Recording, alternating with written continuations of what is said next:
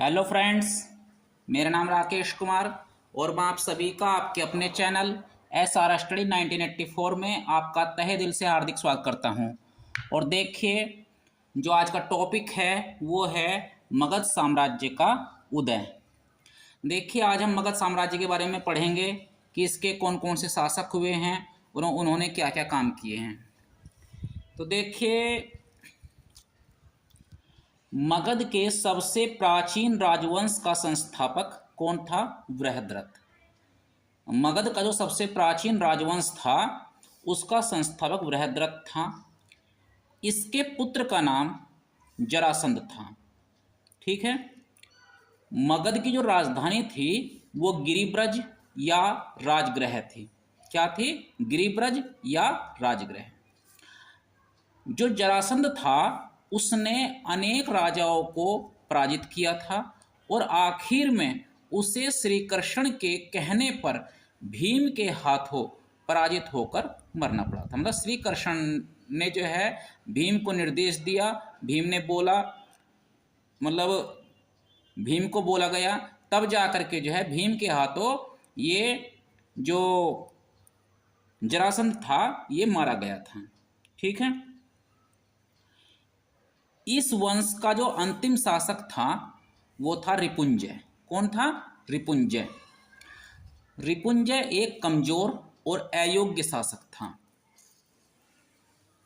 इसीलिए उसके मंत्री पुलिक ने उसकी हत्या करवाकर अपने पुत्र को गद्दी पर बैठाया था।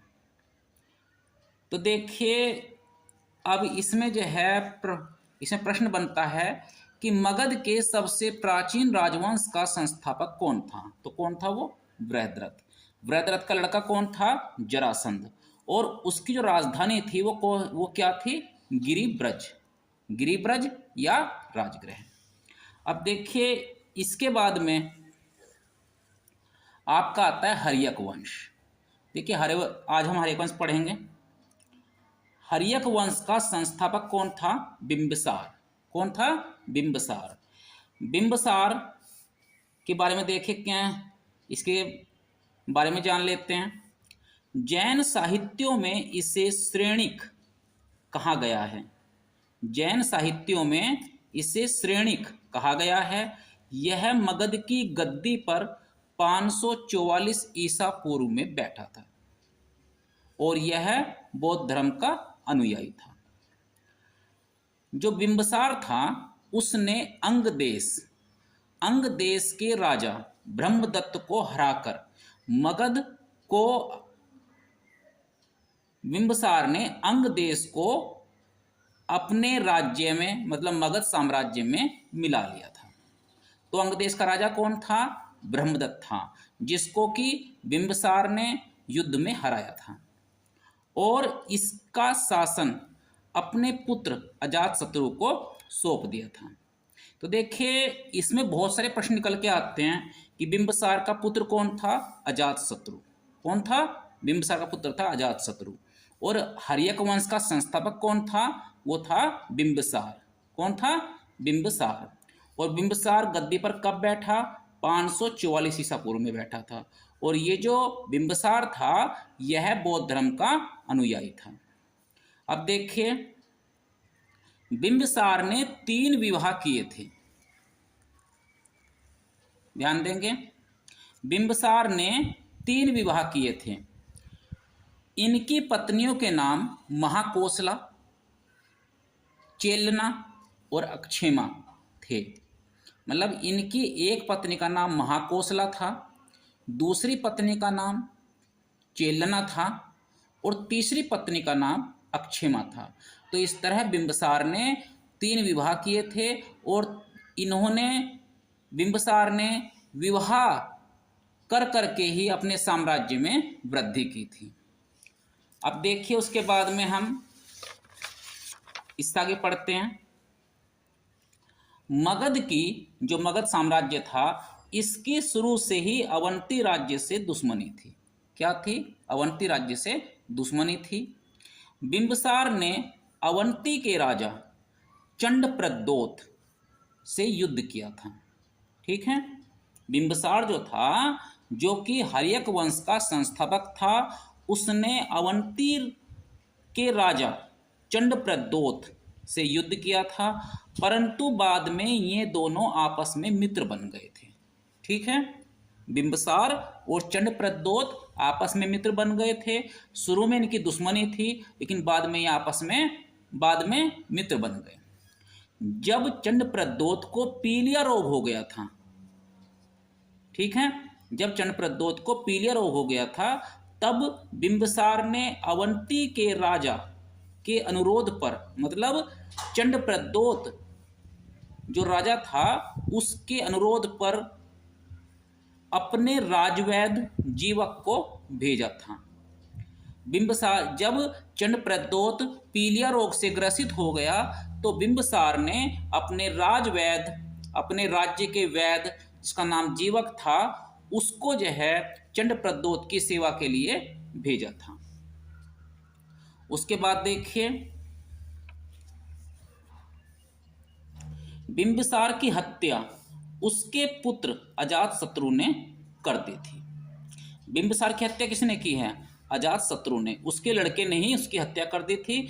और ये 492 ईसा पूर्व में मगध की गद्दी पर बैठा था।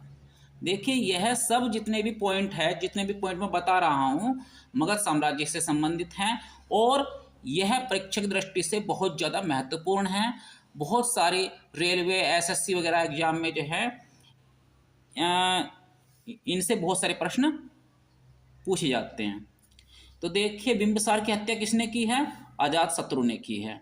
उसके ही लड़के ने, देखिए ध्यान देने वाली बात है कि बिंबिसार की हत्या उसके ही लड़के ने, अजातशत्रु ने कर दी थी, और ये 492 ईसा पूर्व में मगध की गद्दी पर बैठा था। अब देखिए, अजातशत्रु के बारे में जान लेते हैं, ध्यान देंगे। अजातशत्रु ने राजगद्दी प्राप्त करने के लिए अपने पिता की हत्या की थी, इसीलिए इसे पितृहंता भी कहते हैं। अजातशत्रु को पितृहंता के नाम से भी जाना जाता है। सही है। अजातशत्रु का उपनाम कुणिक था। क्या था? कुणिक। अजातशत्रु का उपनाम कुणिक था। इसी के शासनकाल में राजगृह में द्वितीय बौद्ध संगीति का आयोजन हुआ था। मतलब अजातशत्रु के शासनकाल में ही राजगृह के अंदर दूसरी बौद्ध संगीति का आयोजन हुआ था। इसकी माता का नाम चेलना था। क्या था? चेलना। और इसकी पत्नी का नाम वाजिरा था। सही है, इसकी पत्नी का नाम वाजिरा था। अजातशत्रु की हत्या उसके पुत्र उदयन ने 461 ईसा पूर्व में कर दी थी, और वह मगध की गद्दी पर बैठा था। देखिए, सोचने वाली बात है, ध्यान देने वाली बात है कि बिंबिसार की हत्या उसके पुत्र अजातशत्रु ने की है, और अजातशत्रु की हत्या उसके पुत्र उदयन ने कर दी। तो इसीलिए जो है, इसी कारण से इस वंश को जो है पितृहंता वंश भी कहा जाता है। हर्यक वंश को पितृहंता वंश भी कहा जाता है।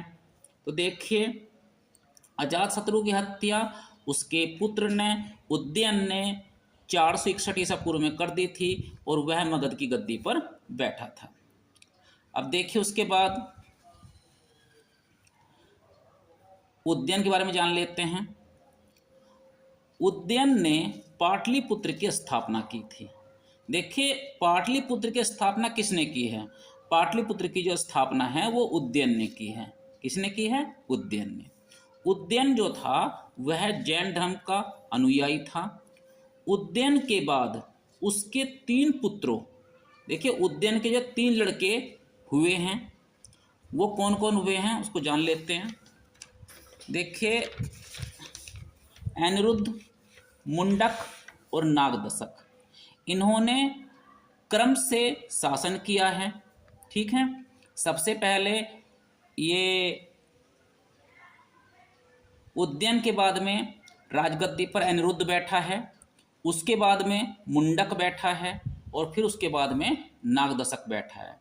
तो इस प्रकार हर्यक वंश का जो अंतिम राजा था वो उदयन का पुत्र नागदशक था। कौन था? नागदशक। ठीक है। नागदशक को उसके मंत्री शिशुनाग ने 412 ईसा पूर्व में हटाकर मगध पर शिशुनाग वंश की स्थापना की थी। देखिए, नागदशक को उसके ही मंत्री जिसका नाम शिशुनाग था, उसने 412 ईस्वी ईसा पूर्व में हटाकर मगध पर शिशुनाग वंश की स्थापना की थी। तो देखिए, अब हमारा जो वंश आता है वो आता है शिशुनाग वंश। क्या है? शिशुनाग वंश। शिशुनाग वंश का जो संस्थापक था वो था शिशुनाग। कौन था? शिशुनाग। ठीक है। शिशुनाग वंश का संस्थापक कौन था? शिशुनाग। शिशुनाग ने अपनी राजधानी पाटलिपुत्र से हटाकर वैशाली में स्थापित कर ली थी। देखिए, शिशुनाग जो था उसने अपनी राजधानी पाटलिपुत्र से हटाकर वैशाली में स्थापित की थी और इस वंश का अंतिम शासक नंदीवर्धन था। और हाँ, एक बात और ध्यान देने वाली बात है। देखिए, शिशुनाग ने अपनी राजधानी पाटलिपुत्र से हटाकर वैशाली में स्थापित की थी। शिशुनाग वंश का संस्थापक कौन था? शिशुनाग था। और शिशुनाग का जो पुत्र था उसका नाम था कालाशोक। क्या नाम था? कालाशोक। देखिए, आपसे मैं माफ़ी चाहता हूँ कि मैं इसमें कुछ जरूरी 2 पॉइंट में लिख नहीं पाया हूँ, लेकिन इसको मैं बता रहा हूँ आपको। जो कालाशोक था, कालाशोक के समय में ही आपकी दूसरी बौद्ध संगीति हुई थी। दूसरी जो बौद्ध संगीति थी वो कालाशोक के टाइम में ही हुई थी। और कालाशोक मगध वंश की राजधानी को दोबारा फिर पाटलिपुत्र ले गया था। समझ गए? देखिए, कालाशोक के जो पिताजी थे कौन थे? शिशुनाग थे। तो शिशुनाग जो है, शिशुनाग ने अपनी राजधानी पाटलिपुत्र से हटाकर वैशाली में स्थापित की थी। लेकिन शिशुनाग का जो पुत्र आया कालाशोक, कालाशोक अपनी राजधानी को वैशाली से दोबारा फिर पाटलिपुत्र ले गया था। और दूसरी बौद्ध संगीति भी कालाशोक के समय में ही हुई थी। अब देखिए, शिशुनाग वंश का जो अंतिम शासक था वो कौन था? नंदीवर्धन। कौन था? नंदीवर्धन। अब देखिए, इसके बाद में जो है आपका वंश आता है नंद वंश। देखिए, नंद वंश में क्या था? ध्यान देने वाली बात है। देखिए, नंद वंश का जो संस्थापक था वो था महापद्म नंद। कौन था? महापद्म नंद। नंद वंश का जो अंतिम शासक था वो था घनानंद। कौन था? घनानंद। अब देखिए, नंद वंश का जो अंतिम शासक घनानंद था वो बहुत ही अत्याचारी था और वह प्रजा पर, जो वहाँ की जनता थी, मगध राज्य की जो जनता थी, उस पर बहुत ज़्यादा अत्याचार करता था। तो उसके अत्याचारों से जनता बहुत ज़्यादा दुखी थी। तो इसी कारण से जो है घनानंद को चंद्रगुप्त मौर्य ने युद्ध में पराजित किया और मगध पर मौर्य वंश की स्थापना की थी। तो देखिए, नंद वंश का जो संस्थापक था वो कौन था? महापद्म नंद था। नंद वंश का जो अंतिम शासक था वो कौन था? घनानंद था। और घनानंद को जो है, घनानंद कैसे मरा था? यह चंद्रगुप्त मौर्य ने युद्ध में पराजित किया था और मगध पर मौर्य वंश की स्थापना की गई थी।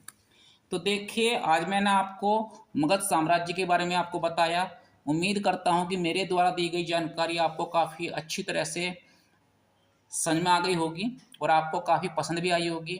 तो यदि मेरी वीडियो आपको अच्छी लगी हो तो प्लीज़ वीडियो को लाइक करें, चैनल को सब्सक्राइब करें। धन्यवाद।